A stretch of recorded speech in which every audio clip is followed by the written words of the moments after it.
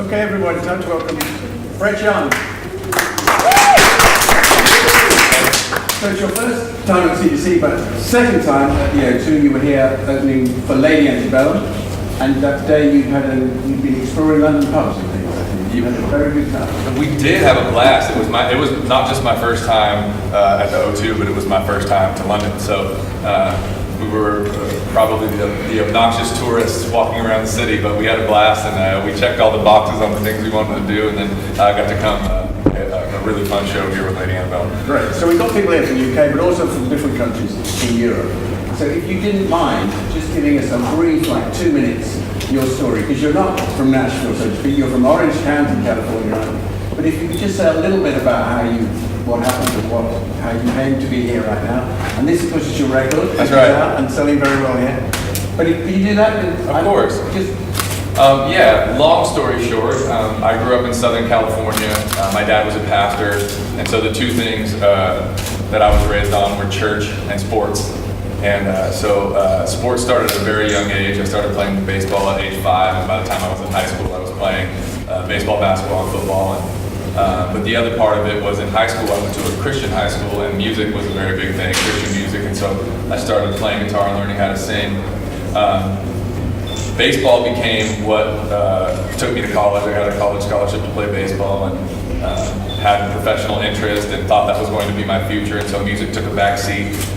And my junior year in college, I hurt my elbow, had to have elbow surgery.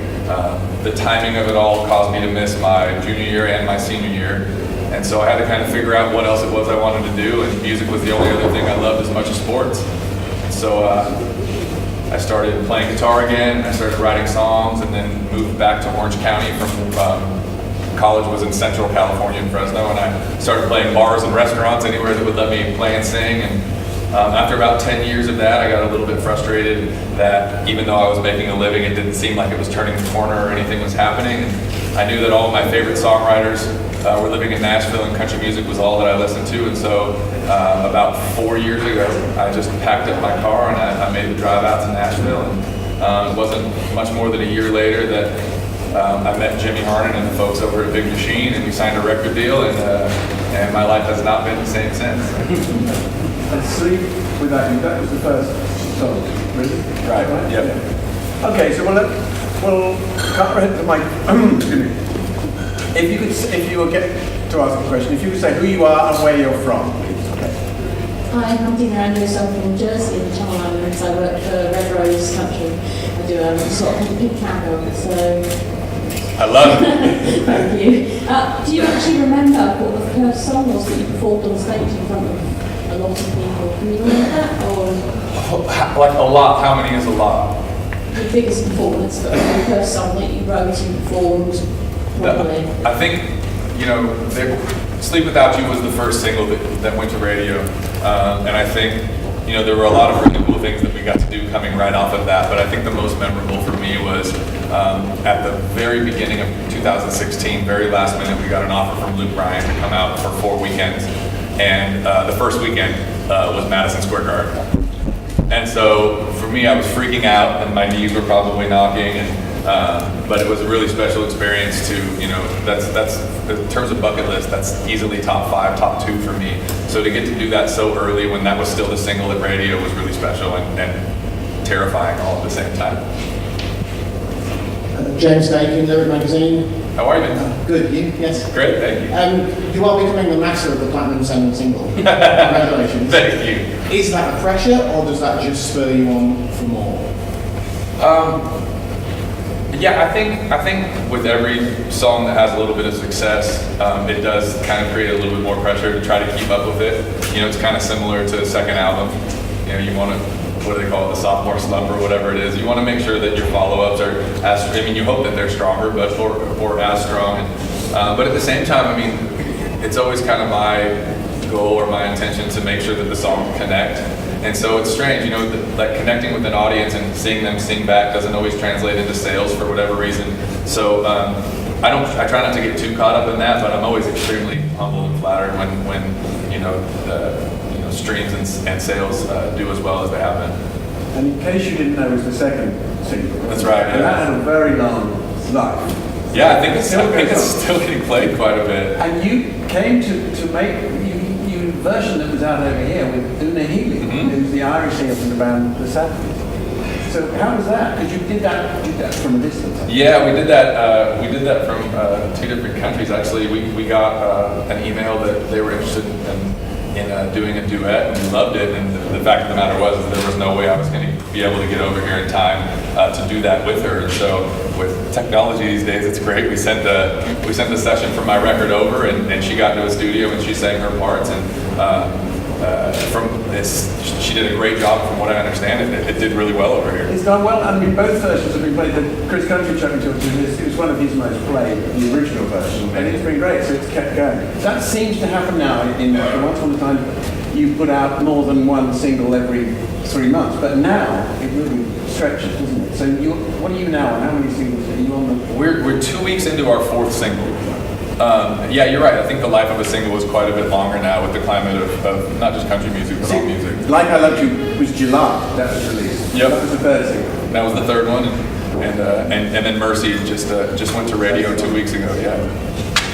Hi, I'm Greta Bielkova from C2C Country, and I wondered what was your most memorable moment in your career, something that made you really think like, wow, there was something.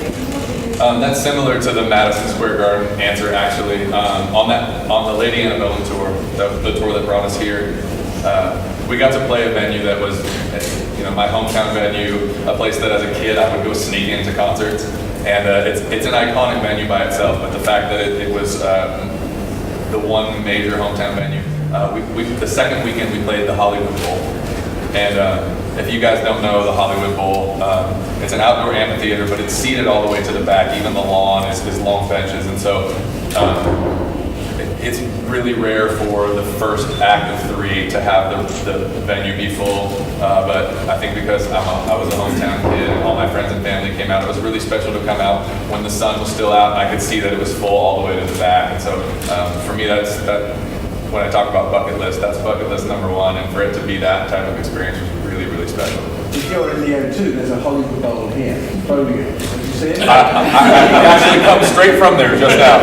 Yes, absolutely. That's a very clever name. Right. Hello, I'm Darlene from Germany, from the magazine Living Line Dance. For you personally, what is the biggest difference in playing a stage like your stage will be tonight in relation to all the other stages you normally perform on? You mean specifically the venue, or the fact that I'll be right in the middle of the room? The middle. It's really cool. I talked about the first 10 years where I was playing bars and restaurants, and all of those were just me and my guitar. So it's been amazing to get to a point in my career where I have an incredible band and we can come out and we can play the record as everybody's heard it. The one thing that I always miss and look forward to opportunities to get back to is just me and my guitar. That's where the songs are born, because that's how they're written. So it's really cool that it's a center focus. It's amazing for me that it comes right before Tim and Faith, because Tim is the reason that I found country music with Don't Take the Girl. So everything about it is a little bit nostalgic and just exciting for me. You will find that people will get up out of their seats and rush on the front. It becomes like doing a little concert, and then everyone else is around you. I love that, because interesting.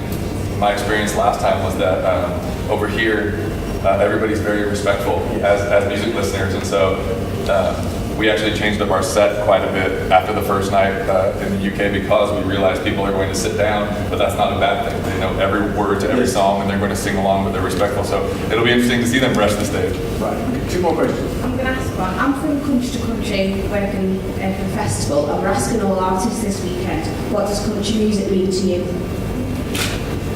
Well, that answer's probably changed in the last couple of years now that we've had some success and my life has changed. So I would say it means everything to me. I think for anybody to get to do something that you love for a living is special. But I think when you kind of bleed for what you do, my songs are my babies, and so the fact that I get to write these things that mean so much to me and then make a living, country music gave me that opportunity. So it means everything.